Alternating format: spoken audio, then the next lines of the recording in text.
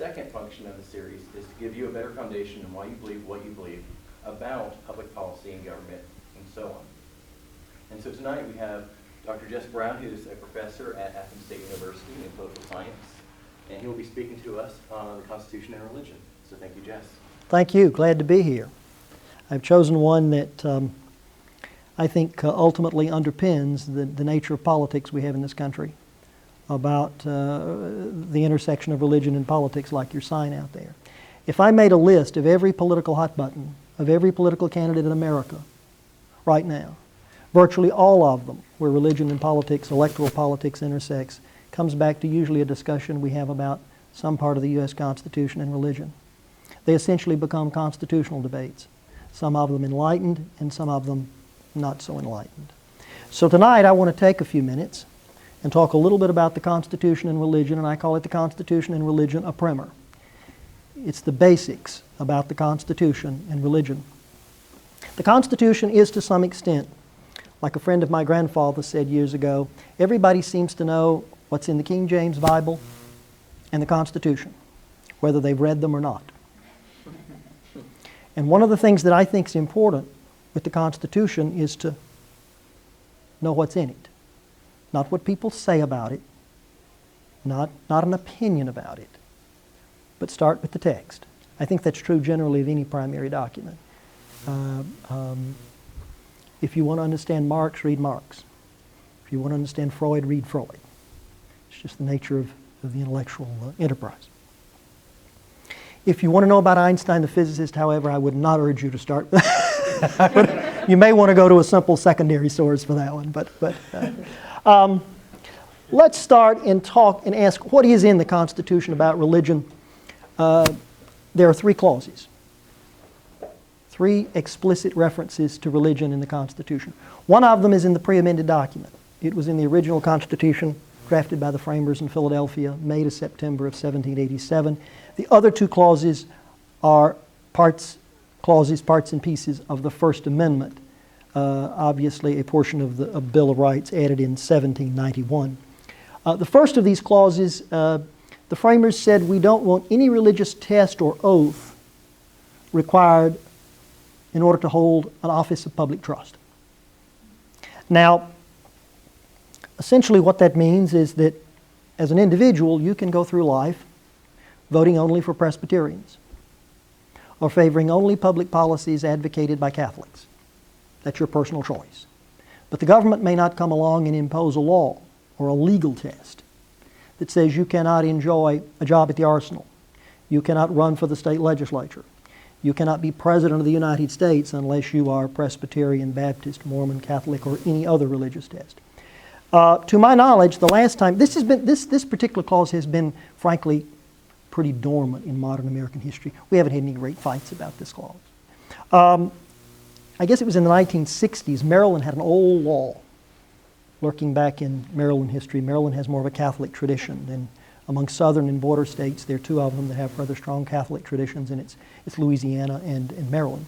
Maryland, as part of that tradition, had an old law, I may have gone back to the early 1800s, late 1700s, whatever, that imposed a test or an oath. Part of their oath, if you're going to serve on a local school board, is you had to be an adherent to the Judeo-Christian religious ethic. The federal court said, while that's not a denominational specific requirement, like Presbyterian or Baptist, it is still a religious test for holding public office, and it violated that provision. No religious tests or requirements can be imposed as far as holding an office of public trust in the United States. The next 2 clauses, of course, are from the First Amendment. The First Amendment actually prohibits Congress by its text, but through interpretation it means government may not enact a law that respects an establishment of religion. You can see the problem right off. Respecting an establishment. And what did he mean? Well, don't jump on Madison too much, because he originally was going to put language in there talking about you had liberty of conscience. Can you imagine? Talk about amorphous language. What if he'd said, I'm going to protect you and guarantee you have liberty of conscience? Well, boy, talk about gray. Okay. Also, the same First Amendment says Congress may not enact a law that prohibits the free exercise of religion. Modern conflicts, both legal and political, have essentially revolved around the Establishment Clause and the Free Exercise Clause. With not all, but most of the hot buttons you'd be familiar with, particularly in Alabama, school prayer and courthouses and things of that sort, that tends to be the Establishment Clause type stuff. But there are some free exercise cases as well. If you look at American history books, you'll say, I can find all sorts of discussions about religion, First Great Awakening, Second Great Awakening, but I don't find the kind of stuff in our politics, our electoral politics, and in our legal system about religion until, well, the last 2 generations. Why is that? Answer, those 2 clauses in the First Amendment that's generated a lot of litigation and a lot of political campaign rhetoric in the last 2 generations, it was not until the 1940s, not the 1840s. The Supreme Court said those 2 clauses, the Establishment Clause and the Free Exercise Clause, apply as limitations on state and local governments as well as the national government. Little history lesson here. When the framers wrote the Federal Bill of Rights, they made it clear. It's indisputable. They made it clear in 1788 the Federal Bill of Rights would apply only as limits on the authority of the new national government of Washington. Had no application whatsoever to states. But then along came the 14th Amendment after the Civil War. And in Section 1 of that amendment, there is a proviso that says, no state can deny you life, liberty, or property without due process of law, and soon the discussion started. What liberty is it? What liberties are now protected, not merely from Congress, but from state governments as well? And believe it or not, it was not until 1940 with one of the clauses, in 1947 with the other clause, that the Supreme Court finally said the Establishment Clause and the Free Exercise Clause limit state and local governments, not just the national government. Well, think about it. Most of the laws that affect you every day do not come from Washington.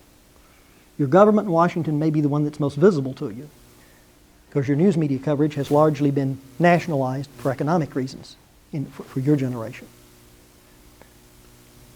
But most of the laws that affect you each and every day, from the time you wake up till you go to bed at night, there's still laws and governmental actions of state and local governments, not the one in Washington.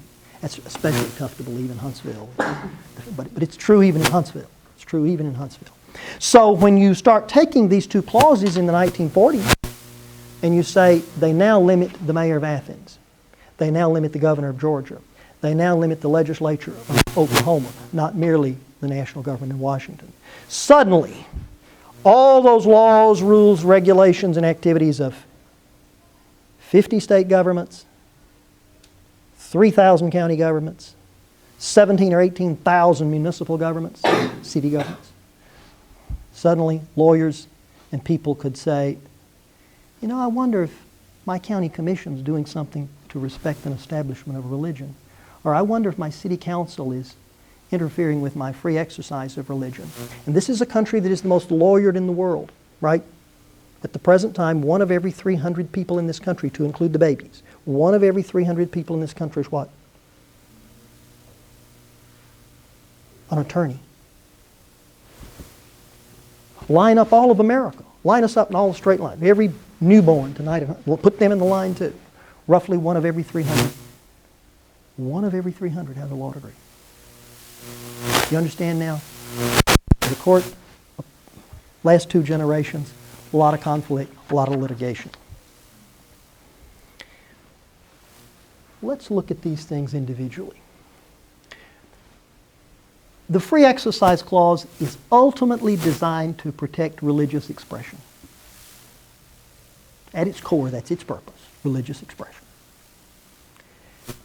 The other clause, the Establishment Clause, is the one that's often associated with nothing that's in the Constitution. It's a phrase extracted from a letter that Thomas Jefferson wrote to Baptists in Danbury, Connecticut, where he said, when they asked him about the Establishment Clause, he said, I think it was intended to create a wall of separation between the affairs of church and the affairs of state.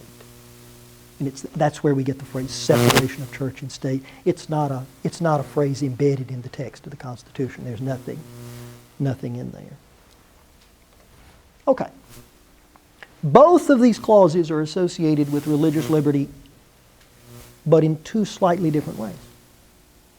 If you just say, I've got religious freedom, well, you do, but you have to ask, what does that mean? What the general phrase religious liberty means? Well, for these two clauses, it means this: a tolerance for religious diversity. The framers were interested in freedom of religion, freedom for religions, a tolerance of religious diversity. But it also has another connotation of religious freedom. It's the freedom from governmental sanctioned religious orthodoxy. And in that sense, they were interested in freedom from religion. They had seen the experience of a state-preferred church in England. Church of England, right? It is still today. Under the public policies of Britain, it is still the preferred Church of England today. England today, for example, would meet, some of you have perhaps been to England, I would say England is a country that has great tolerance for religious diversity. In fact, its courts this past week even gave religious status to whom? Druids. Okay, so they're not a religiously intolerant people. Okay, but if you went to England today, and I hope nothing happens to her, but if something happens to Queen Elizabeth and we go through one of those fancy coronation things that none of us may ever live to see, it looks like Queen Elizabeth II may outlive everybody.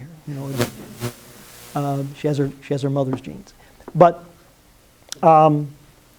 if you looked at her oath, the very brief oath you must take as the monarch of England, you are required to be what? One of the three elements of the oath is you must be the defender of the faith. And what does that in effect mean? She's head of the Church of England. She's the de facto popis of the Church of England. The history and tradition, long time, they kind of delegate, tell the two archbishops basically in their system, go run it. But if she wanted to be, she can be the popis or whatever that is. You can have a female pope. She can be the popis of the Church of England. Okay? But it's freedom from a governmentally sanctioned religious orthodoxy that government cannot. It's supposed to tolerate religion, and at the same time it's supposed to not endorse any one religious belief system over another. Okay. Let's just play through a few examples of when the court has to deal with this in free exercise terms. Let's look at some free exercise controversies where the courts are taking the free exercise clause and asking a few questions. Of course, the famous one that gets stuck in every constitutional law book is the polygamy issue in the Mormons in the 1870s. You said, but you told me these clauses didn't get applied to state and local governments until the 1940s, and you've got 1878 up there. That is because the Mormons were in a non-state federal territory at the time called Utah. And since they were not in a state area, they were in a federal territory area, they were subject to the rules and laws of Congress, not having statehood yet. Okay. And of course, the court ruled against polygamy. And essentially what was Mr. Reynolds arguing is that he was expressing himself religiously when he had more than one wife. Yeah. We have in more recent years, in Native American tribes, with the Native American religious culture, that in some of them out of the Western tribes, they sit around in circles, or at least the elders do, and on occasion find truth and enlightenment by smoking peyote. And there were people who said that I'm engaging in the free exercise of religion when I'm smoking that peyote. And civil authorities said, yeah, and it's a regulated drug too. Guess who won? The civil authorities. Reflectors on Amish buggies. Anybody been to Pennsylvania and the highly productive, disciplined, organized Amish people? There's just one thing about them. They got their black buggies, the traditional Amish. It's kind of two. And they have the traditional black buggies, and they want to get out on the public roads in the traditional black buggies. and they don't want you decorating their buggies up. Well, the problem is that they don't have any reflectors on the buggies. And so one state or another, this is most prominent in the Midwest, Pennsylvania is a good case study. They say, look, if you're going to put the buggy out on the public roads for public safety reasons, you need to put reflectors on the buggy. And they say, well, our all-black buggy, our non-adorned ornamental buggy is an expression of our religious belief system. Guess who won? The state. Amish lose. Another one in recent years has been applying zoning laws to church structures. There was a case out of Bern, Texas, involving Archbishop Flores of the Catholic Church. The Catholic Church in a area out there had a beautiful old Catholic church in a historic district. If anybody knows anything about the laws surrounding historic districts, you know, they tend to be local laws written under state authority, but local laws that you carve out an area and you say it's of historical value, and you can't do what? If you own a structure in the historical district, you can't do what? You got to maintain, you got to get clearance if you want to. Put in the nail in the wall. You got to, depending on their local historical preservation ordinance, zoning restrictions. Well, the Catholic Archbishop came along and said the church is booming and I need more space and we're building onto the church. And the local zoning board said, oh no, you're not. The church is part of the historic thing and you're messing up the church. In fact, you're messing up a structure next to the church. And the Archbishop said, meet my lawyers, because I am using this facility for the free exercise of the religious beliefs of Catholics. Who won? Bern, Texas, or Archbishop Flores? Bern, Texas. Are you beginning to get the drift on free exercise? Are you beginning to get the drift? You say, it doesn't seem like free exercise has got much meat to it. That's pretty much, I'd argue, the general drift of things when the case is packaged as a free exercise case. That's the general drift of things in the last 40 years.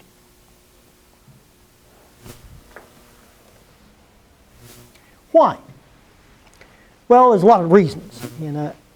But folks, on free exercise, the court says there's a big difference between the expression of religious ideas and religiously motivated conduct. There's a big difference between the pure expression of religious ideas, like you speak them from a podium like this, or you write them down, you give a sermon. But when you want to build a building, smoke hallucinogenic substances, marry multiple women,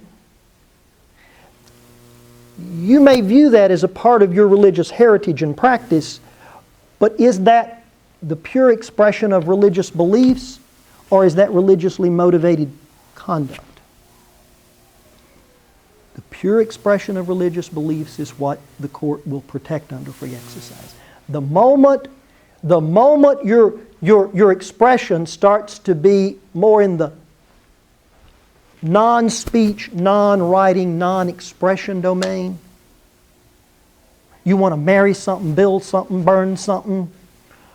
Burn something meaning somebody burned a draft card in one of the other cases. Religiously motivated burning of draft cards. Don't go there, males. Don't go there. You'll lose. Okay.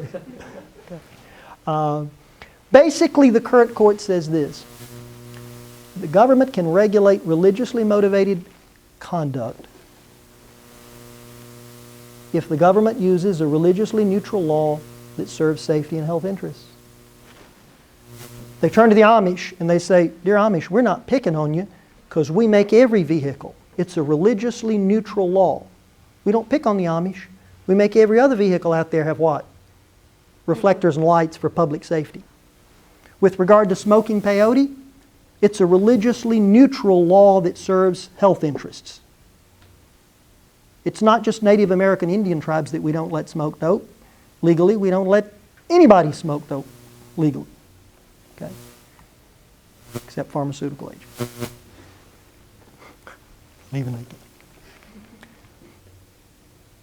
A religiously neutral law that serves public safety and health interests. Establishment Clause. Let's take some examples. You're certainly familiar with one of them. A daily routine, a routine activity at a public school where there's teacher-led prayer of non-adults. Supreme Court says what? 3 times. No. No. No. You know what? If you do the same kind of thing, though, and it's a non-captive adult audience, the same court's likely to say what? Maybe yes. The court seems to emphasize you've got to put all those conditions together. You know, they're impressionable children. It's a state employee on state time and state payroll organizing the activity. The fact that it's routine prayer makes it what? More like a pattern of religious socialization or indoctrination, not secular education about religion. If once a year a teacher wants to come in and teach a student in a public school and say, this is the Lord's Prayer, here's the history of the Lord's Prayer. A lot of people in our culture say the Lord's Prayer. That might be viewed as what? Secular education of the child about an important social phenomenon that's in their culture. They may need to know that whether they're Muslim or Buddhist or Hindu or whatever. But if you take the upper room, that used to be the Methodist prayer book that 2 teachers I had growing up, and I was in school long before this issue came up. But with the upper room, it was the Methodist Church's prayer book, and it was a daily recitation of the prayer. It was clearly, as the justices see it, it was more about what? Conveying religious beliefs to the student or reinforcing the religious beliefs of the student rather than enlightening the student about religion in their culture. The court has made it clear they don't have any problems. Well, they have fewer problems. They have fewer problems if what you're doing is religious education. But the daily prayer routine for impressionable young children was viewed as crossing the line into, remember, government's not supposed to be in that orthodoxy business. Okay. Display of religious symbols in government buildings. Boy, we got plenty of that in Alabama. People, 10 Commandments and crosses. And believe it or not, sometimes they let them stay. Why? Because the building's been there so long, there's another social value at stake, historical preservation. Would you tear down publicly owned buildings that have been there 200 years because they have religious symbols on them? Well, of course not. The court said they'd be foolish. But if you got a public building and you want to tack a cross on it today, or a copy of the 10 Commandments, you may get to meet somebody's lawyer at the federal courthouse. Okay. And finally, there is the age-old story of the use of tax dollars to supplement church-related school activities. That issue just comes up over and over and over and over and over again. And interestingly enough, the Supreme Court in recent years has been a little tolerant of that. They do allow on a selected basis tax money. You can constitutionally spend tax money at a parochial school. But you better make sure that when you're keeping up with the flow of the money to that parochial school, that you can show that you didn't spend a dime of it in the Bible class. You spent it for the secular math instruction. Okay? And that can become difficult. Since the 1940s, the Supreme Court has said, and this was written by an Alabamian, Justice Black, the Supreme Court's basic policy on the Establishment Clause is that your government should attempt to practice neutrality regarding religion. It should act in a way that neither harms nor assists religion. And while you can get a lot of votes for that test at Streetside, when you want to convert that test to an operational reality, good luck. Because any example you can come up with, if the government takes an action and it says we're going to make sure we don't harm religion, it's going to get accused of what? Assisting religion. And if the government then changes its policy and says, well, we're assisting religion and we're going to quit doing that, then it's accused of what? Harming religion. Can't win. Can't win. Can't win. The key test since the 1970s has been the Lemon Test. And that's after a litigant, not a fruit. Involving a test of Lemon versus Kurtzman. Basically, the court says on the Establishment Clause, we're going to ask 3 questions.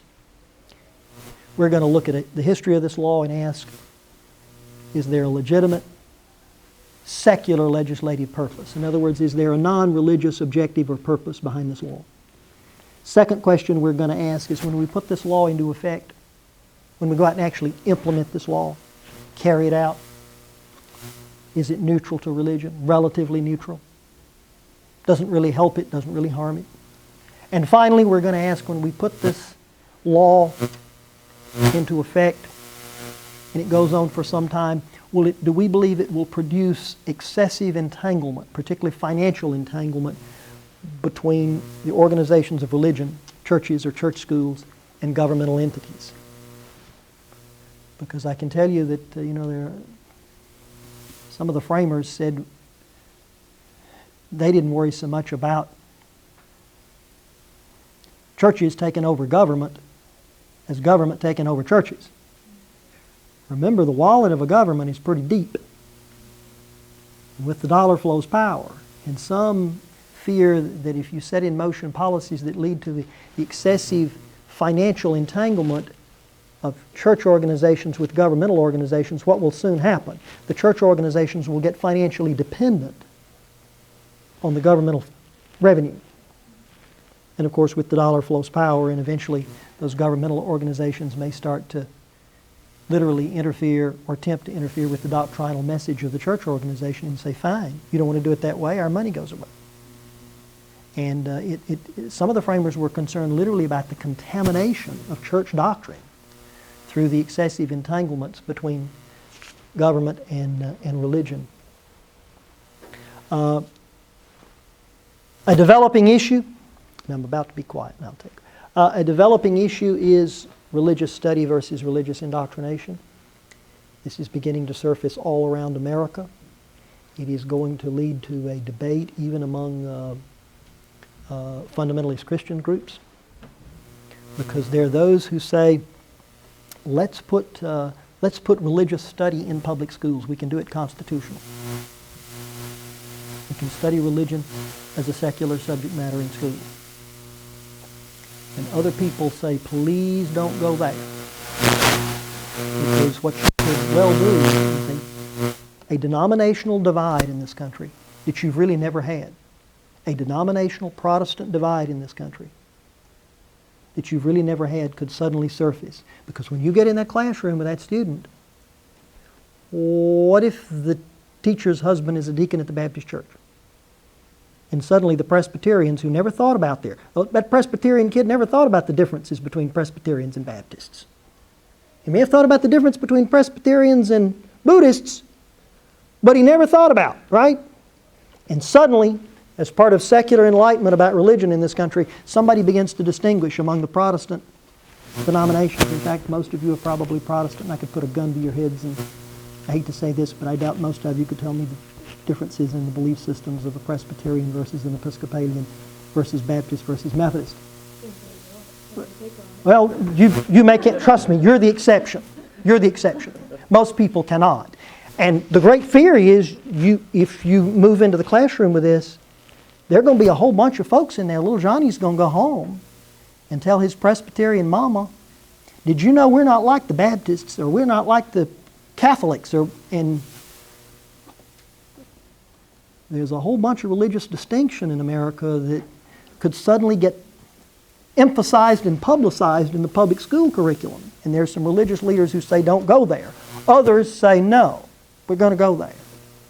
Because we believe that in secular coverage of religious subjects in public schools that the dominant time and attention will be spent on the Judeo-Christian religious theology and heritage, and that's appropriate. But that issue is I think alive and well. I think that issue is going to manifest itself and be fought out. And boy, I'd hate to be on it. Wouldn't you hate to be on a state school board and the legislature mandates secular religious study in school, and you got to choose the textbook? And who do you certify as a teacher? You know. Atheists, I guess. Yeah, But atheists have a worldview and They- a belief as well. They carry just as much of you as anyone else does. I'll be glad to deal with any questions you might have. That's the basics of the Constitution in religion. It is. Any of you that want to know more about the Lemon Test, you can. It's exactly the legal test that was used by the Court of Appeals for Judge Roy Moore's piece of rock in the courtroom lobby.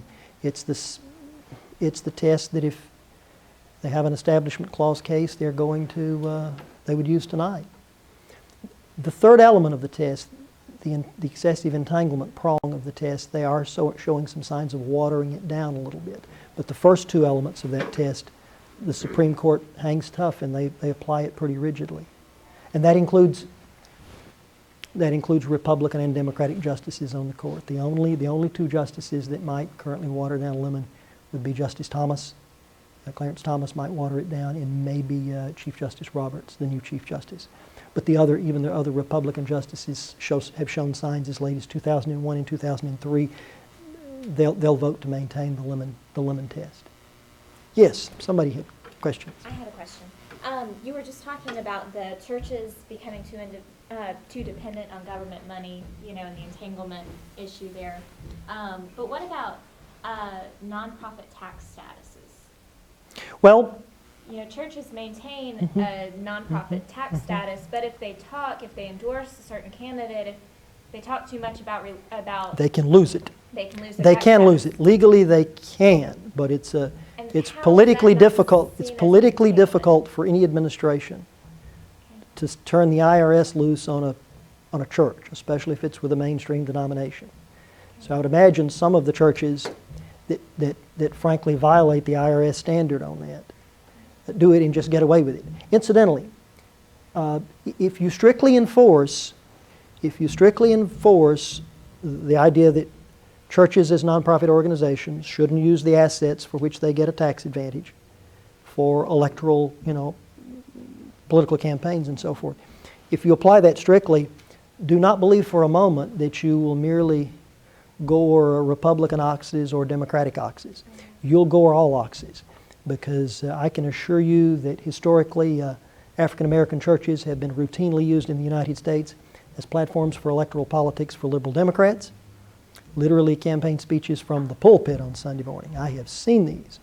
And I can assure you that if you strictly enforce it, I can show you some fundamentalist churches that have certainly used their properties for campaign activities for conservative Republicans. So if you strictly enforce that provision, and I'm not saying that it will be, but if you did, liberal oxes and conservative oxes are, I predict, going to get gored by it. As far as does it violate the Establishment Clause if government gives a tax break to churches? And that issue was brought up years ago by Mr. Waltz. And he challenged it because he said, I think it was the state of New York. Obviously, New York had a policy like Alabama that exempts church properties from property taxes and a variety of other things that others, certainly the private sector, has to pay. And his argument was, by giving the church a tax exemption, property tax exemption primarily, the government was respecting an establishment of religion. The churches won the case. You say, why? Because the court took this view. The church ultimately gets its tax advantage for the same reason you give it to the YMCA, the same reason you might give it to a nonprofit hospital.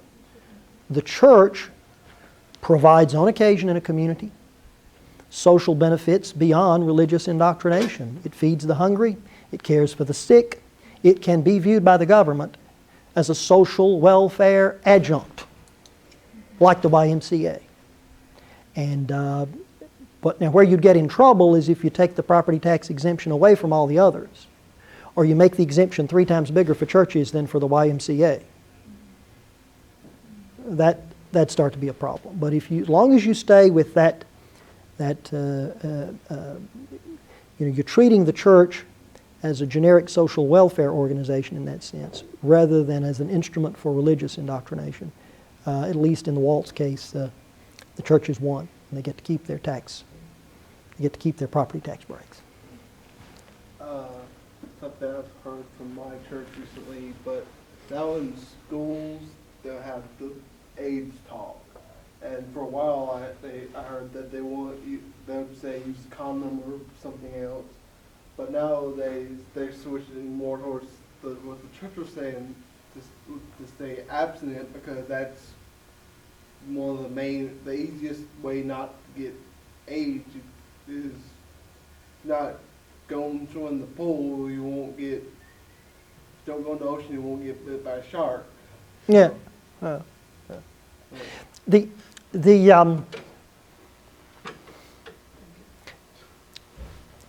churchgoers or non-churchgoers can go down and, as citizens and voters, influence their school boards, their state legislators, and if they decide that the public health initiative they want to undertake at the public schools is to tell kids don't have sex, that's no problem constitutional.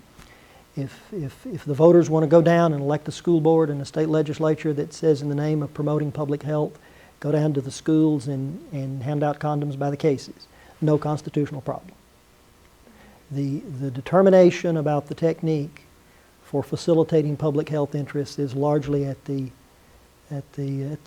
determination of the forces at the ballot box. And if you have now here is a related issue, sort of a kissing cousin issue that has come up in recent years, and routinely they lose. You get over into biology class, and you have the local school board or the state legislature wants to say, we want you to go into the biology class and tell students that evolution is wrong, or that there's a superior science, or that intelligent design is a science. And you have had some federal judges that say what? That's the government bringing religion to science class. That if the taxpayer, the government's going to organize a science class, it should be about what? Science as mainstream scientific thought views it. And if there are sidebar views that somebody wants to say there's an alternative view and this is it, no problem, as long as you tell students in science class what? That's frankly the alternative view. That's not the mainstream view.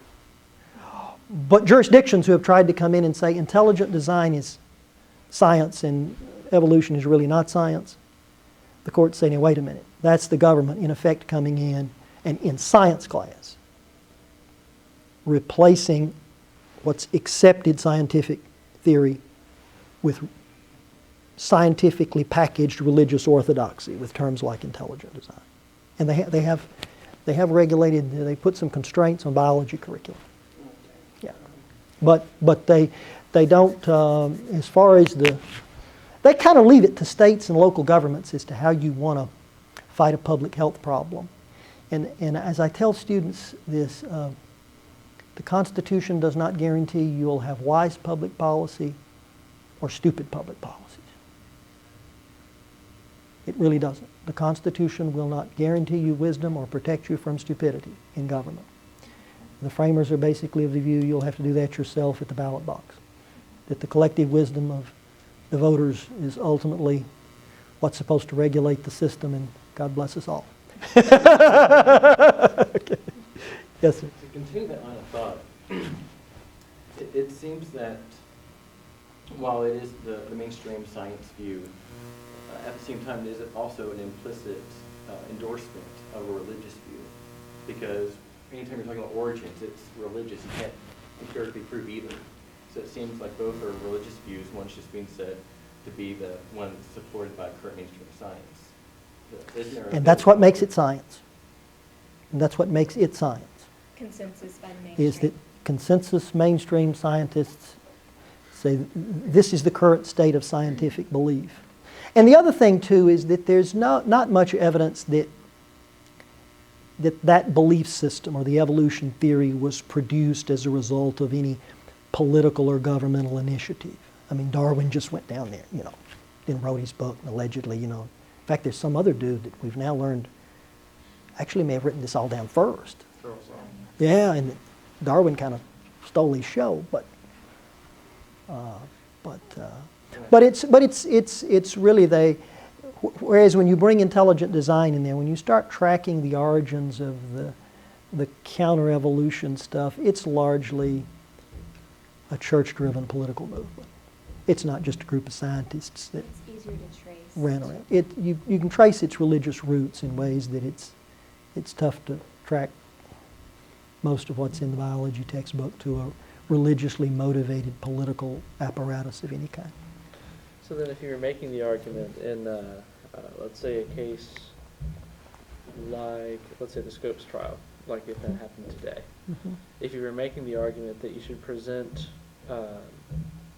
evolutionary theory as theory and then say, here are the alternatives, a lot of times even that is shunned and pushed away. Does the federal government have any say over that, whether you can present evolutionary theory as solid stated fact, even though scientifically it's actually respected as theory? I don't know how the federal courts would slice that thing of fact versus theory. Okay. I think they would just show deference to the mainstream opinion in the biological sciences. I think that's the way they're going to see it. And if you, I think they would tell people, look, if you want an alternative view and you want to package it as philosophy or religion, create another class. We The don't. problem is they don't even give an alternative view. At least I haven't had one at this college in any of my biology classes. Yeah. They say this is the only thing, this is what you have to believe, this is science. Well, They don't give any alternative view. now- They don't say, now- there's well- also, the intelligent design, there's also this view, there's also this view. They say this is the only view, and I've brought it up before and said, well, what about intelligent design? What about, these other views? And they look at me and they go, those aren't other views, those are child's tales. And won't even open it up for discussion. All I'm telling you is that when you go into biology class or chemistry class or political science class, there is within each of these academic disciplines mainstream view and mainstream opinion.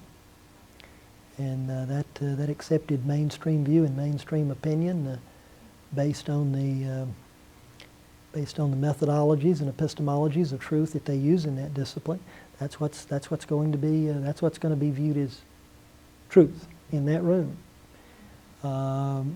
Maybe intelligent design,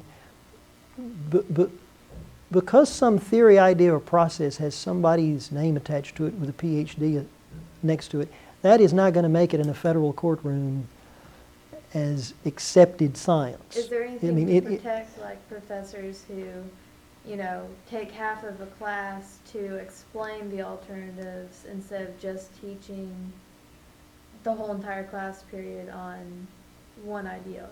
Like, they're teaching the class how you're supposed to teach the class, but then take half a class period. Is there protection for that? I think a professor would enjoy a degree of academic freedom this way. If you were a biology professor and you present the mainstream viewpoint, and you ought to ask biology professors about this, not poli-sci folks, but biologists, it seems to me in a biology class, would be expected to present the mainstream viewpoint. And then if they said there is an alternative viewpoint that has some support or limited support, but I don't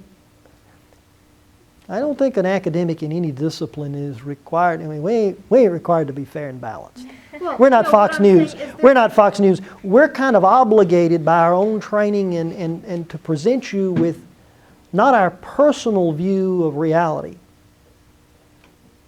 but I'm obligated as a professor to try to convey to you what I think is the mainstream view and perception of truth at this given time and place among the body of people, large numbers of people who have spent thousands of hours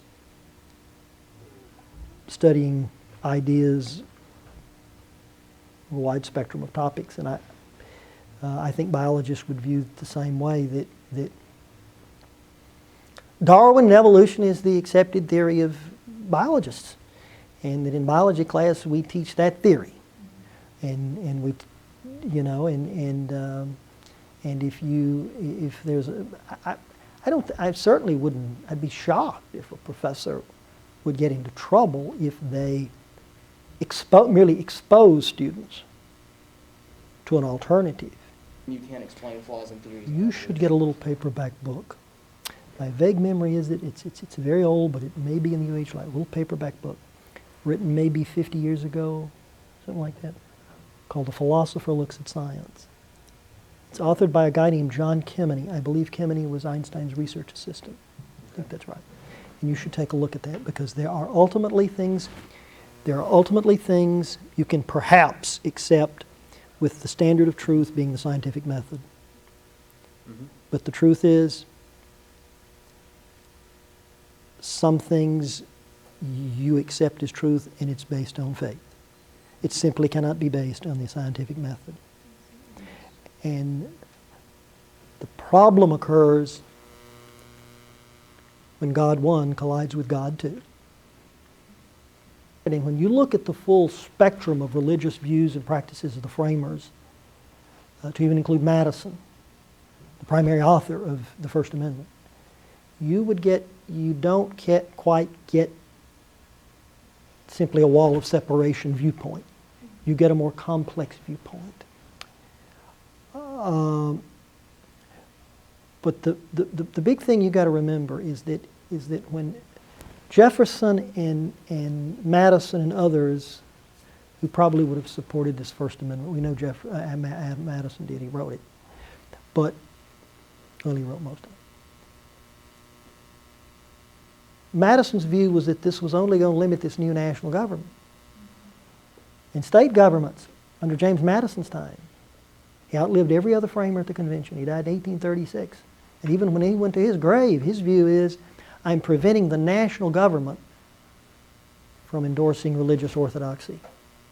But his view would have been, I leave state and local governments free to accommodate the diversity of religious patterns that are within their states and communities. And didn't some states even have state religion? They did.